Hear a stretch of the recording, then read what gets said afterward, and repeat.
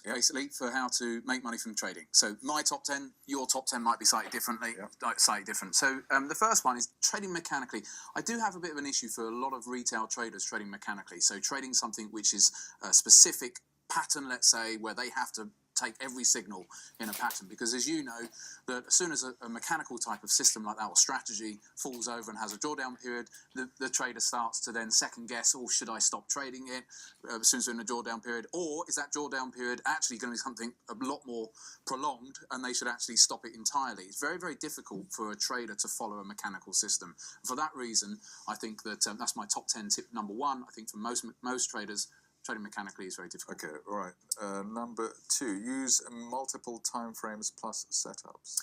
Yeah, the multiple time frame analysis, I think all traders should embrace that. Top-down approach. Whatever your time frame you're trading, whether you're a day trader or whether you're a swing trader, you should be using a top-down approach. Look at the higher time frames first, and then condense it down to the lower time frames. You'll get a much better read on the market rather than trying to have this blinkered singular time frame approach, which lots of traders do have out there. So they should incorporate that. Then you can put a strategy around that. Read the markets first of all, then employ the right strategy at the right time. Okay, so the hourly chart says buy and the 5-minute chart says buy, and then you buy. Yeah, basically. Yeah. All right, vary position size. Yeah, I know this one's, a lot of people are not going to like this one because this is something I do, which is to vary my position size. But a lot of people have this approach, well, you should risk 0.5% per trade of your capital. Whereas for me personally, if I look at a trading setups, you can't always have exactly the same sort of setup which you feel that you have the same confidence on. So some setups I still want to trade because they might have a fantastic risk to reward, but I know that the win rate on that strategy is probably not quite so good, but it's worthwhile trading. So I'll actually downsize my position size on it, but if it pays out, then it'll still have a great risk reward on it. So I vary my position size, and I would encourage people to do that. Actually, this is the best of the 10, in fact. I think that's the best idea of the 10, because you want to be in the market, but you think it's really risky, selling a spike or buying a dip, etc. And in fact, you find that if you've got a toe in the water, you read with that, which doesn't cause you stress. You can read that position and read that market much better. Even if it's just a 10 pence a penny or whatever it is. So that's I think. Yeah, well, you're not connected to it. If you're not in the trade, then you have no emotional connection to what's going on in that market anyway. And if you're in at full position size, you're too emotional. You're sweating away. Yes, and all the other things people normally have. From what I see, people have position sizes which are 2, 3, 4 times bigger than they should have for that account size and for whatever they're comfortable with. Yeah, and exactly. Being over leveraged is actually the number one cause of a downfall. Anyway. Yeah. Well, no, you should have. I say that you should have a level. So let's say it's 0.5% of account that you're going to risk as a maximum, and then within that 0.5%, you vary at that position size, like you say. So your 0.5% is your maximum, and then you can play around within that. Yeah. Okay, and nobody. That's the other thing. No spread better. It risks 0.5% of their account. It's like 20 or 30%. Well, this is the at thing. any one time. Well, a spread better can't, because a spread better's got £1,000 in a trading account. They just don't have enough capital to. If they're trading at 0.5%, there's no emotional connection to the trade anyway. But I agree. Yeah, I've just pulled that out. Number 4 on the hit list: risk management and risk reward is paramount. Yeah, it's such a cliche, isn't it? But if you don't risk that, if you decide to go and risk 5% on all your trades, you're putting yourself at the mercy of the markets, and very quickly you're going to go and have a 20, 30, 50% drawdown. So very, very difficult. And risk reward, yeah, run your winners more than you run your losers. It's simple, but it has to be in the top 10. But how do you do that? You've got a position, it's like 100, 200 quid, 300 quid ahead. Your stop losses are break even. Is it easy to run a position like that? If you're willing to lose, let's say £1,000 on a trade, you have to be willing to make at least £1,000 on the trade on the profitable side. If you're willing to lose £1,000 based on your price per point and where your stop level is, that means you would lose 1,000. But then you come out as soon as you've made 200, you're in all sorts of trouble. So that's what I'm saying. You must run your winners. They don't have to be a 5-to-1 risk reward every time, because you're not going to get that. But you have to be looking at a positive outcome as far as risk reward is concerned. I think running winners is the most difficult thing to do. It totally is. Almost. I use targets. I know you don't. You just trail your stops. I would actually just walk out of the building and leave the mobile phone and just go away. Right. And let that. That's the only way that. most people can. Actually, I've done that today. You'd be proud of me. I did it on the train this morning. So, FTSE rocketed. I don't trade the FTSE. Right. Okay, I'm just trying to. Yeah. All right. Okay. Mindset is everything. That really is related to that point about being able to run profits. You need to be cool. Mindset is everything. It doesn't matter. You can have the best strategy in the world, giving you a 95% success rate.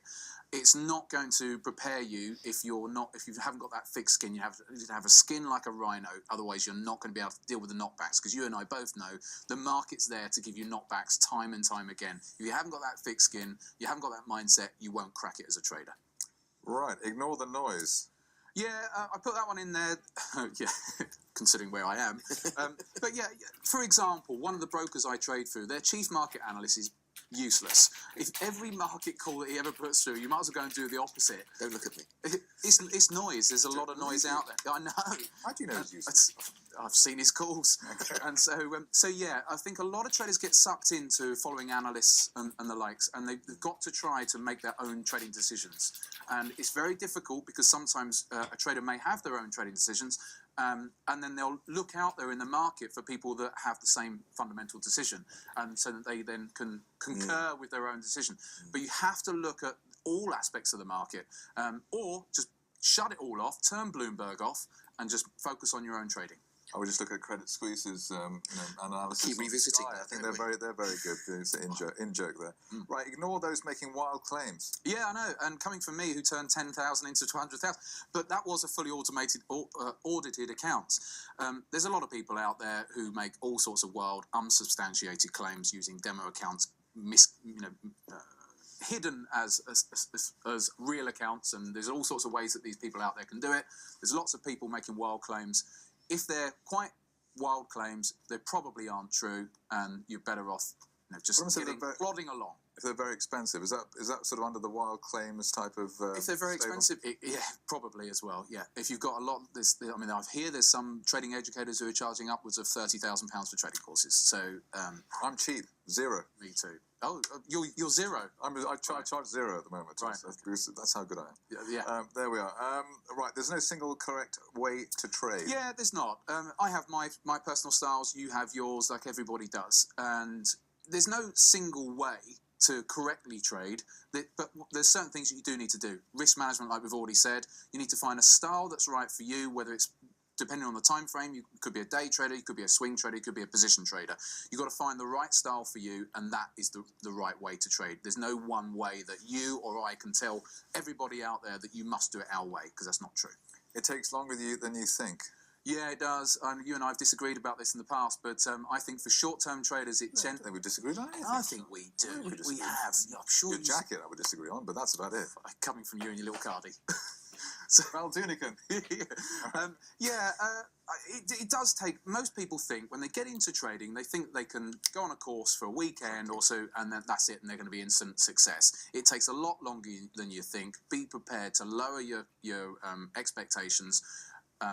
Make your time horizons longer, and you'll be better prepared for it. It's also the case that the markets do actually change.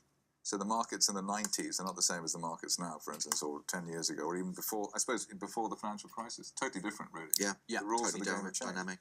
Yeah, they have. And that comes back to trading mechanically and all those sorts of things. You've got people who put blinkers on who think, I've got to have this wonderful signal that's coming up on my charts, I'm going to follow that forever. It's not going to work forever. The market cycles change, the dynamics. I've changed greatly over the years. I still use certain aspects of my trading, which I've always used. But you still have to adapt and change. And I think that comes on to the last bullet point, actually. Be willing to adapt. Yeah. It's like the old Bruce Lee analogy in one of his movies when he said, you've got to have a mind like water. You've got to be able to adapt. And we've got the Rugby World Cup on at the moment. And there's always that analogy that... I thought that was over. He's for England.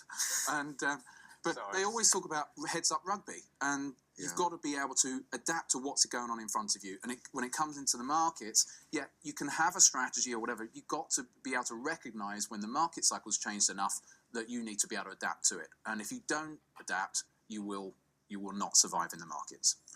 Charlie Burton, founder of Easy Trader. Wonderful stuff. We managed to get there. Did we? I don't actually know how many minutes it's taken, but it doesn't really matter. We got through it. We got there. And hopefully you'll come again soon on the I'll programme. probably be back on that side.